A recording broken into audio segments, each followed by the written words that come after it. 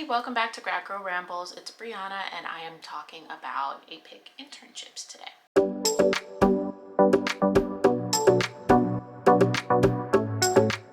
So, as I've said in other videos, I'm in the summer before my 4th year in my program.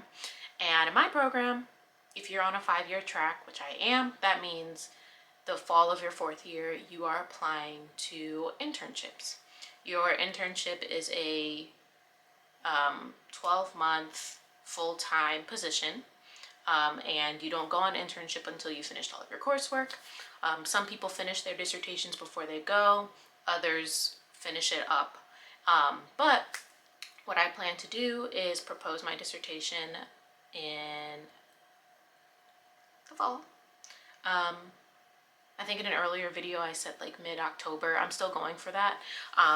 But the actual cutoff for me is November 1st-ish, which is generally the first day that applications for internship are due. And a lot of internship sites also kind of require that your dissertation proposal is either defended by the application deadline or by the time you start internship. And just to kind of save the hassle, I'm trying to get it done before the applications are due.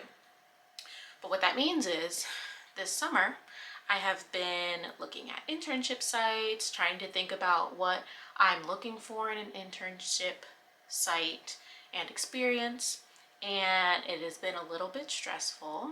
My program does not, well, we have a director of clinical training right now, but they are about to retire, and so they are currently hiring a new one, but that means that they won't be in the position until the semester begins. What that means is I'm a little bit on my own this summer. So I've been talking to people who graduated, people who are in internship now, those who just went through the process, and then other people in my cohort to just kind of figure out what we should be doing, what are we looking for. I found some great resources that have been helpful, but I am still trying to figure out what I want. Last summer, I did an APPIC series with 3 students who are either finishing up or have finished their clinical internships and have or will be graduating this year. So I spoke to them after they had just gone through the process and they were about to begin their internships about the process. And what's really helpful for me, at least, was that all 3 of them were school psychology students. So as a school psychology student, applying to clinical internships can be a little dicey, only because a lot of sites prioritize clinical and counseling psychology students. And, you know, I get it, but it is very frustrating. So here I am looking for internship placements at hospitals, community health settings, and a lot of them just say, nope, we don't even take school psych applicants. We don't look at them, don't send them. Others say, we prefer clinical psychology, but everyone else can apply if they feel like it. And then others are kind of vague about it.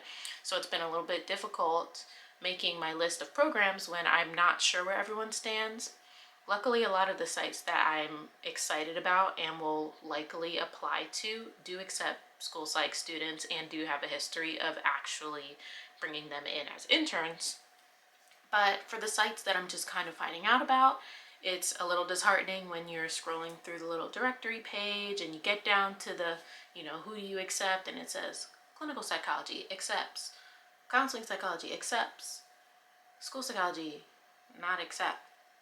And that has been a very frustrating part of this whole process.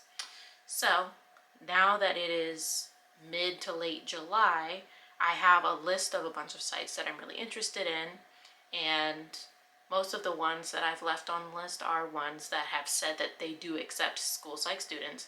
Some of them are like a maybe. It's not clear if they will accept them, which, from what I understand, if they don't say no, you should apply, because they don't have any kind of preconceived ideas of what school psych students can do. So that's where I am with that. I'm really interested in not being in Michigan. which I don't think is news to anybody, especially to people who know me. But I'm hoping to get back to like the East Coast, which is where I'm from, and do more that way, be closer to family, even if it means I have to drive. Just being closer to family is a huge part of this, which has also kind of narrowed a lot of the places I'm looking at. But it's very exciting to be at this point in my training because for this 4th year in my program, we do advanced practicum.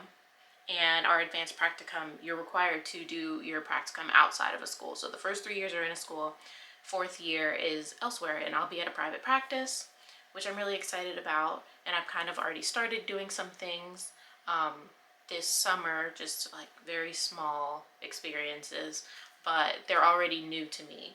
And I'm looking forward to doing that in my advanced practicum and also an internship. I'm looking forward to using the skills that I already have, but like using them with learning new assessments, learning new interventions and evidence-based practices, working with different populations. So I'm excited about that. But yeah, this internship situation is just, it's a thing. But I will say, if you are applying to internship this fall, you should check out my APPIC video series, which I will link. And another resource that has been shared with me and that I kind of keep track with is Dr. Grace Chen's Psych Grad Corner.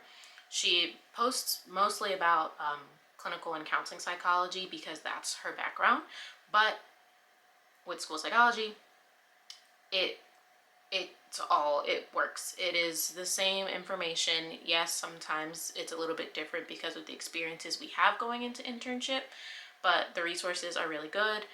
She gives you a timeline on when you should start looking, when you should start working on essays, cover letters. We are almost halfway through the summer, so that timeline is, there are a lot of things that should have been happening at the beginning of the summer, and I say should have just because that's her timeline, and I wasn't doing them, but that's on me.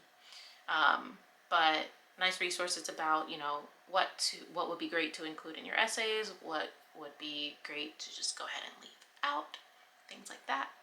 So there's that, and then there's also the match listserv through APPIC that you should sign up for if you are planning to apply, because they send out a lot of really great information.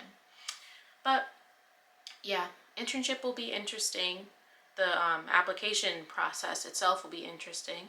I might do like an internship diary series thing similar to dissertation diaries, just because I feel like I'm going to want to keep track of how things are going and I might share them. So keep an eye out for that. But yeah, it'll be interesting applying to these, especially knowing that whichever DCT is going to be supporting students in my program, they're going to be new to the students, whereas the old DCT we knew pretty well. But anyway, that's just a side note. Hopefully you can't feel my anxiety about not knowing who the DCT is. Anyway, I will also share the resources that Stephanie shared last summer that she used to kind of keep track of everything with internship. I will share that. And the APAG's workbook, the internship workbook thing that everyone recommends you get, I've seen it, I have it, and I would also highly recommend that if you are working on your applications. But that's it, I promise. Okay, goodbye.